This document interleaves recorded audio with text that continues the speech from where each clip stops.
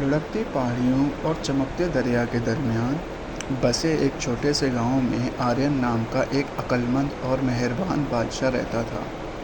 دوسرے بادشاہوں کے برعکس جو دولت اور طاقت کی تلاش میں تھے، بادشاہ آرین نے اپنی زندگی اپنے لوگوں کی فلاح اور بہبود کے لیے وقف کر دی۔ اس کے محل کے دروازے ہمیشہ کھلے رہتے تھے اور اس نے اپنی رعایا کے خدشات اور ضروریات کو سننے کے لیے اسے ایک نکتہ بنایا تھا۔ ایک موسم گرما میں بادشاہی کو شدید خشک سالی نے مارا، فصلیں سوکھ گئیں اور دریا خشک ہو گیا۔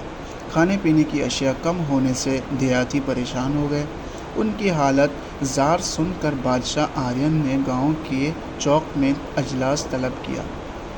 پیارے دوستو، انہوں نے کہا، ہمیں مشکل وقت کا سامنا ہے، لیکن ہمیں ساتھ کھڑا ہونا چاہیے۔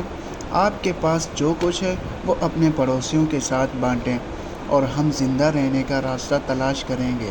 بادشاہ کی شفقت سے متاثر ہو کر گاؤں والوں نے اپنے وسائل جمع کرنا شروع کر دیے۔ جن کے پاس کم تھے ان کے ساتھ زیادہ شریک تھے۔ محل کے کچن بھوکوں کو کھانا پیش کرنے کے لیے کھولے گئے اور شاہی باغات ایک اجتماعی فارم بن گئے۔ ہر روز بادشاہ آرین اپنے لوگوں کے ساتھ کام کرتا تھا، بیج لگاتا تھا اور فصلوں کو دیکھ بھال کرتا تھا۔ ہفتے گزر گئے اور اگرچہ خشک سالی برقرار رہی، گاؤں والوں کے حوصلے بلند رہے۔ ایک شام کو گاؤں میں ایک اجنبی آیا۔ وہ ایک لمبی داڑھی والا بوڑھا آدمی تھا جس کے پاس لکڑی کا ایک سادہ سا لاٹھی تھا۔ گاؤں والوں نے اس کا پرتپاک استقبال کیا اور اپنی کہانی سنائی۔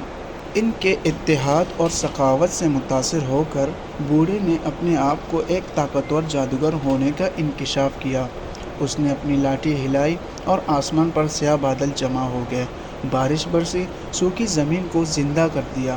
دریا ایک بار پھر بہنے لگا اور فصلیں اگنے لگیں۔ دیہاتی خوش ہوئے۔ جادوگر اور اپنے عقلمند بادشاہ کا شکریہ ادا کیا۔